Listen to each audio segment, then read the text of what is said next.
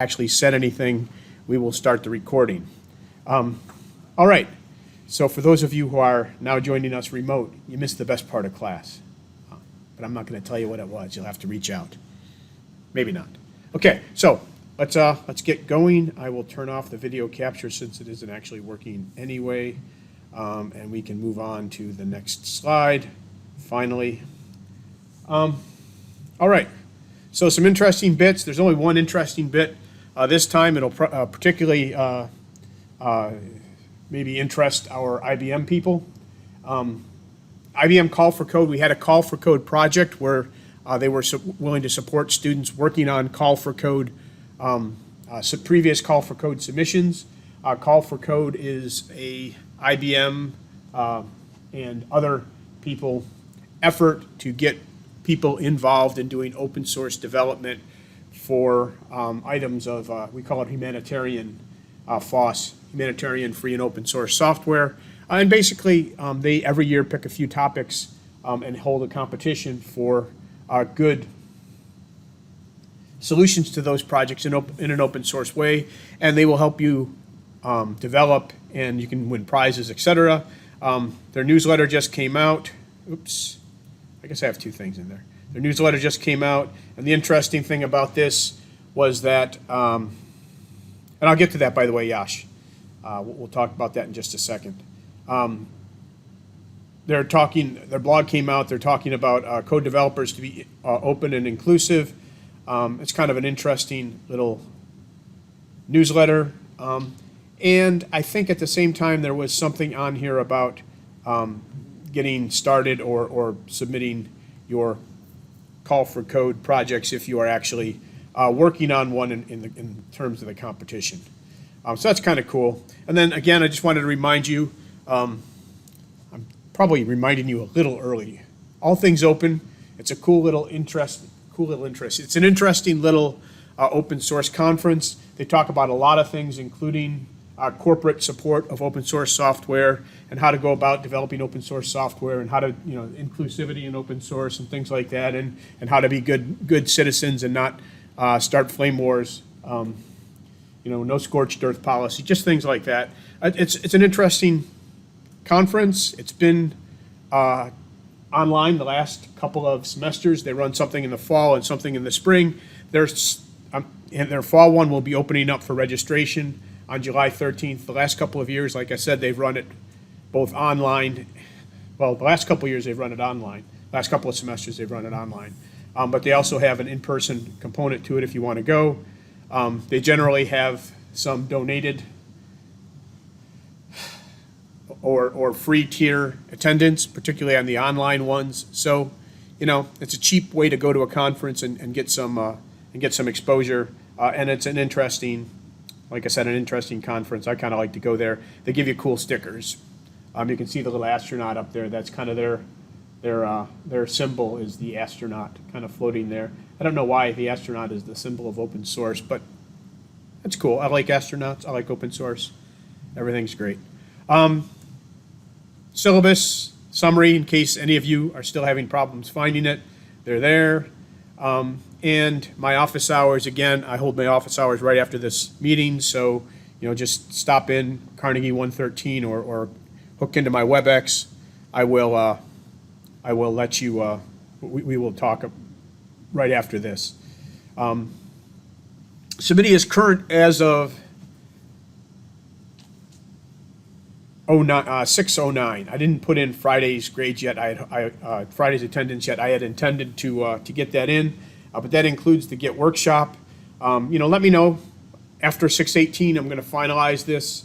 I'll basically give you a week or so after I publish rainbow grades to tell me I'm wrong, and then it gets too hard to go back in the semester.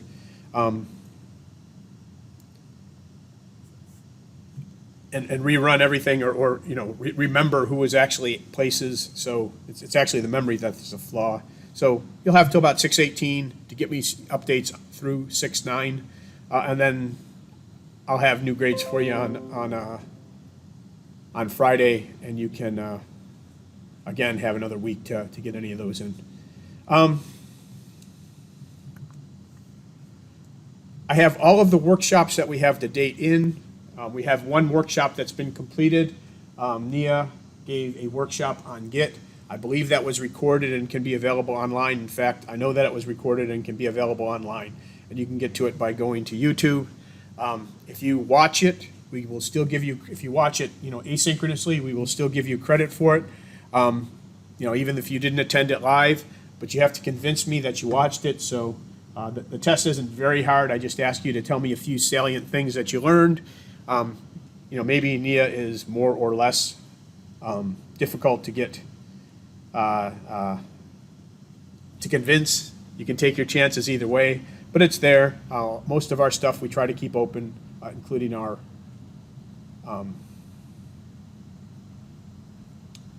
workshops. So that's there. It's already been done, and it's a good one to go to, particularly if you're trying to figure out Git. Hunter is giving one on intro to Dockerizing all the things, and that's going to be tomorrow, 6/16. That one's going to start at 5 Eastern, and it's going to be on the RCOS Discord. Bill Nye is going to give one on AWS. Tomorrow is a blessing of we have a richness or a plethora of workshops. He's going to talk about AWS. If you're not familiar with AWS, it's Amazon's web service. What we do with a lot of they give you, as students, they give you a free tier of usage on their AWS system, and then it stays pretty low for a while. But if you're going to deploy something like a web server that you want people to be able to come into and access, unless you want to keep your computer running all the time, what you can do is you can deploy it on something like an AWS web server, web client, and you can get your stuff running. Bill's going to talk hopefully about that, as well as maybe other things on how to use these web services. This is a kind of a cloud appliance. That'll be tomorrow at 8 p.m. and he's going to meet in his WebEx room. That'll hold more people. So if you want to, if all 65 of you want to jump in and ask him, if you do, everybody should ask him at least one question. It'll take him forever to answer 65 different questions. That would be really cool. Anyway, he's going to be doing that at 8 o'clock tomorrow. And then Ethan Joseph, our newest mentor as of last Friday, I think he joined up with us. On Thursday, he's going to be running one at 2 p.m. Eastern Time. It's, again, going to be run in the RCOS Discord. And this is going to be an intro to Flutter. Flutter is what's being used on Shuttle Tracker and other mobile deployments of web technology. So it's an interesting thing. Again, something that's kind of useful to get to know. And that'll be Thursday at 2. I'm going to kind of skip over the rest of these because the next, I think there's one more, and it's 6:30. So it's at the end of the month, just before we go on break, and we'll come back to that one in the following weeks. Again, we're now in the 6 to 10 week period in the middle there, the green area. You should have, by this point, have written at least the first draft of your project proposal. So hopefully you guys are all set with that.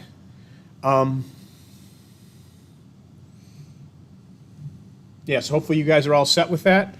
What we want you to do now is we want you to actually start executing. So this can take a number of different forms. See what other slides I have in here.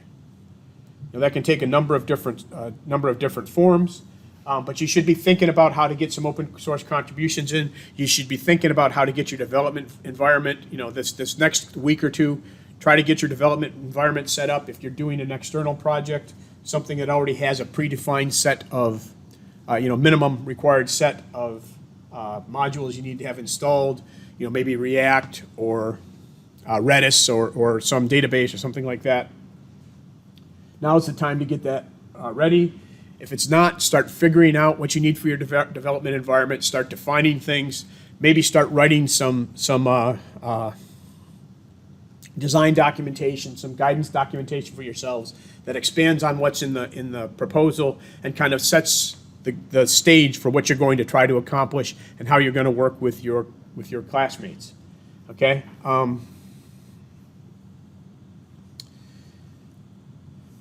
If you're having problems coming up to speed, this week it's not a problem. Next week it's not a problem. But at a certain point, at some point, we're going to need you to be up to speed or figuring out other ways to contribute. That's not always easy. But I've been doing this since I've been at RPI. So I think I started in 2016. So I've been doing this since then. And you have coordinators and mentors who have been doing this for 2 or 3 years. If you're having problems figuring out how to contribute, if you're having problems, maybe you can't get your development environment installed, that's really a good sign that your getting started documentation isn't sufficient, right? So some of your contributions can just be fixing that, right? Just fix the documentation based on what you learned getting your stuff started, and there you have some contributions. So there's all sorts of ways to contribute. Don't let yourself get stuck. Come and talk to me. Come and talk to Evan, Professor Makis. Come to talk to Nia or Hunter or any of our mentors, and we can help guide you on how to get things going, even when you're having problems getting to the actual coding part because of technical difficulties. Okay? And I'm going to keep harping on that for probably the next 8 weeks. Pick the project. You should have worked on your proposal. It should have been submitted. There are still 2 people out there that don't have projects.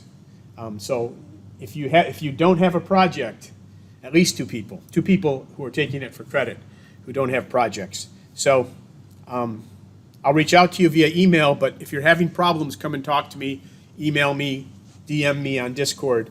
We need to get you working, right? We're already talking about advancing past the proposal stage and getting into the nitty-gritty of the semester. We can't have people without projects. It's a bad time to go on much beyond this without knowing what you're doing. So we will, and by the way, with regard to the proposals, we will be working on them on getting them graded. I think I set a due date of next Wednesday for all of the mentors. We'll try to get you some feedback on that. The proposal is not for a grade. The proposal is to make sure that you have something solid that you're working on. A good proposal will be reflected in what you do later on in the semester. So we will give you a mark, probably from 1 to 5, and we'll give you some comments. And hopefully what you'll do is if you don't get the mark you were expecting to get, you'll go back and tweak your proposal so that it better fits what we're asking you to provide, because we think that will get you farther in the semester and provide you with good stuff, right? So that's the whole theme there. This says I put together a list of all teams because I was planning on changing this slide, but I didn't change this slide. Instead, I just changed the underlying worksheet. I put together a list of all the projects. You can see that if you look here,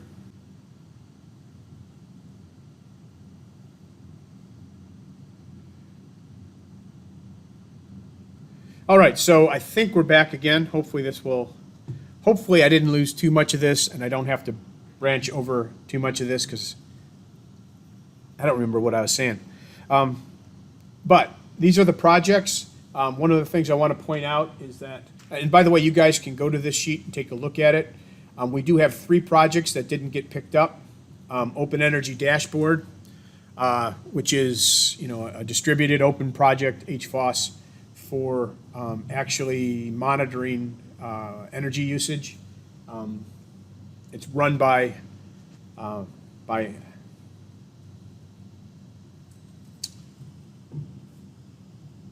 Stephen Haas Liederman, who is a colleague of mine from, he's been running open source projects for a long time.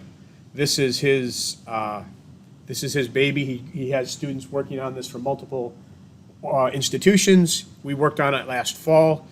So if you're still interested and still looking for things, I can put you in contact with him. I think the other one, SESME, that's RPI's, one of RPI's computational engineering groups. They have some things that they need to have done that would be fun to work on, and that would help out RPI. And then I think the last one that didn't get picked up was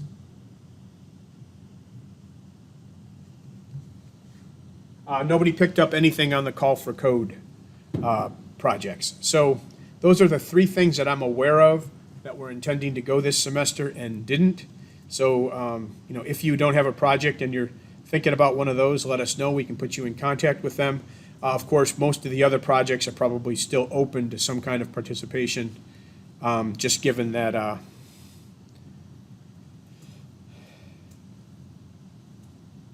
they should say yes, because I think there's people in poll buddy.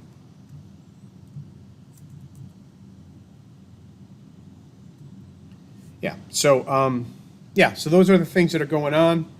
We have about 67 students on these, or 67 people on these. I noticed that we have Matt from the virtual music project. He's actually our artist in residence here. So it's cool. He stayed here late on Friday and met with his team. They had a really cool meeting. It was kind of like back to the old days where we actually had people talking to one another and planning and designing stuff, which was kind of cool. Anyway, that's kind of where we're sitting on that. And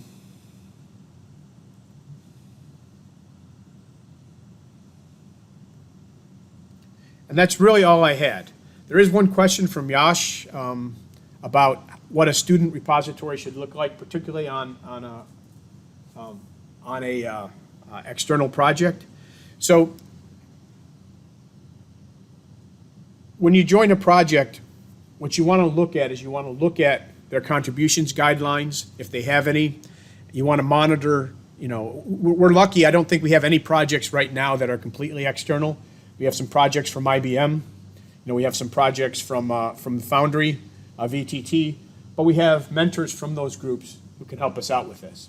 So what you want to do with a project, I can't tell you exactly what your repository should look like because it depends on how the project runs itself. I can tell you in some generalities what projects normally do. What they do most of the time, particularly ones that are running on GitHub or GitLabs or one of the online public repositories, is they'll ask you to fork the repository. So on GitHub and GitLab, that's really trivial. You press a button and you forked it. It's a button that says fork. By the way, fork used to mean a schism where a project is split into two warring factions. When we say fork here, that's not what we mean. What we mean is an external copy of an external repository, right? So all you're doing is you're making a copy online of a copy in GitHub, for example, of a repository that already exists in GitHub. This forking does not have the bad connotations of the other forking. So this is a good fork. So you fork the project in general. That will give you essentially your own sandbox to play in. No changes you make there affect the original repository until you want them to and until the original repository agrees to. What you'll normally do is you'll develop a concept, you'll fix a bug, you'll do some code. When you get the code to a point where you want to contribute it back to the original repository, what you'll do is you'll create a branch, you'll isolate all of your changes to solve that problem within the branch. Generally, I develop right within the branch until I've got it solid. And then you'll make a pull request of that branch into the main repository.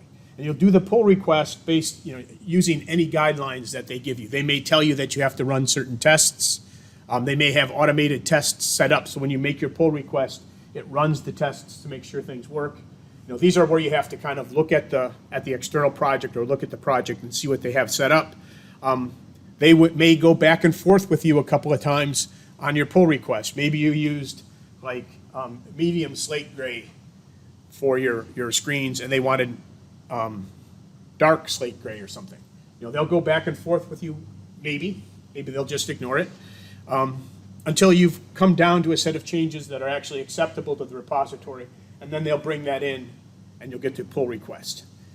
If you get a pull request, you can reference if you get a pull request in, you can reference it right in the main repository. But what happens if you spend all semester working on a set of changes, and in the end, they decide that they didn't want those changes anyway, right? Maybe they even had an issue. Maybe they were tracking all of that. Maybe they were even in discussions with you, and in the end, they just decided they didn't want to use it. What happens? Do you guys automatically fail? You should, right? I mean, you didn't get anything in. Now, that's why this good fork is such a powerful thing. We can still see whatever work you did, right? We can't see it in the main repository. It may not have made it into the mainstream repository. But so long as it exists, give us the links. We'll take a look at it. They'll count just as much, as if it's hard to get projects to accept particularly unsolicited external pull requests, just because they have to protect their own repository, right? And they may not share your vision for where it's going. The beauty is if you do the work and you put it in your own fork, we can still see the work and we can assign you a grade based on that effort rather than on the success of you actually getting it into the system. And why is this not showing on the WebEx? Oh man, this has been a day. That should be showing a different screen right now.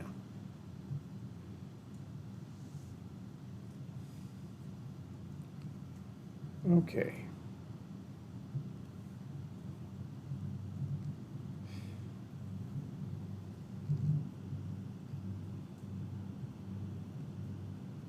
Because I can't give you a code until I get you where you can. There we go. Until I get you where you can actually see the code. All right, everybody, take out your cameras. Go to this website. This should be the Discord website, or the attendance website, the venue website. Are there any more questions, by the way? Did that answer your question, Yash? Yeah. That was all I needed. Awesome. All right, so this is the venue website. You got to go there. Once you're there, then we got to do this.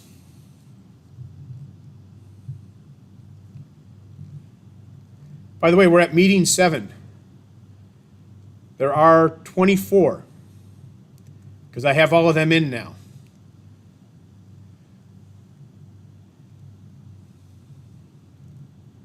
And I'm getting it.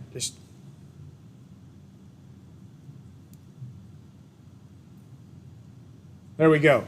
This is the actual code. And that should probably be the same code twice or once. All right? So this code should get you attendance. I'll leave it up here for a little bit. After this, I'm going to have to go back through and figure out where OBS crashed and if I have any of the starting material, and maybe even go through it again.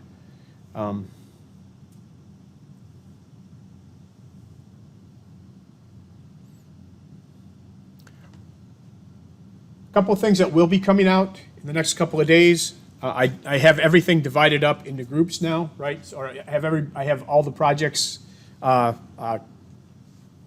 listed now. So we'll be dividing you up into small groups. It looks like we have 8 mentors. So I'll probably divide you up into 4 small groups, about 16 people per group in general, just to try to even it out. So kind of look for your group assignments. We'll move you out of the pitches directories, and we'll move you into a more mid-semester kind of organization. And the other thing is, if you are on an existing project and you're using CAS, I'll probably do a poll or something to get this information, but they're changing the way CAS works at RPI. So for those of you who worked to get the login system over the last multiple semesters so people could log into your projects, we may have to change that. Hopefully not until fall, because Venue uses CAS, and I don't have a Venue person, so that means it's me. So anyway, just keep that in mind. Last thing I'm going to say, we are essentially done. I would like, if you're here and you want to get into your groups and start working, please do so. If you are online, consider getting together with your groups and starting your working groups. That's traditionally what we would do at this time. And remember that you need to get some hours in every week, at least couple hours during these meeting times, and then hopefully some independent work. All right, any questions, anything else? Hunter, Nia, Evan, anything you want to add? All good from here. Awesome. All right. Thank you all. And it's a beautiful day, by the way. It's not too hot. I opened up all the shades except for the one behind me so I don't blind the camera. And then the camera stopped working.